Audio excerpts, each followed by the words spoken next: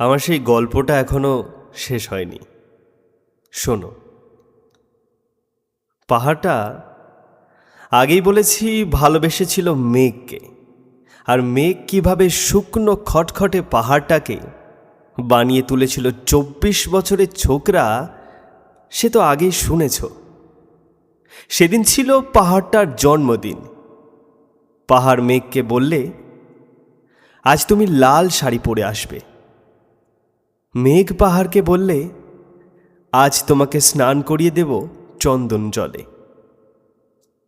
ভালোবাসলে নারীরা হয়ে যায় নরম নদী, পুরুষেরা জ্বলন্ত কাঠ। সেইভাবেই মেঘ ছিল পাহাড়ের আলিঙ্গনের আগুনে, পাহাড় ছিল মেঘের ঢেউ জলে। হঠাৎ আকাশ জুড়ে বেজে উঠল ঝড়ের জগঝম্প। ঝাঁকড়া চুল উড়িয়ে ছিনতাইয়ের ভঙ্গিতে ছুটে এলো এক ঝাঁক হাওয়া। মেঘের আঁচলে টান মেরে বললে, ওর ছুরি, তোর বিয়ে। এখনো শেষ হয়নি গল্পটা। বজ্রের সঙ্গে মেঘের বিয়েটা হয়ে গেল ঠিকই, কিন্তু পাহাড়কে সে কোনোদিনই ভুলতে পারল না। বিশ্বাস না হয় তো চিরে দেখতে পারো, পাহাড়টার হাড় পাঁজরের ভিতরে থই থই করছে শত ঝর্ণার জল।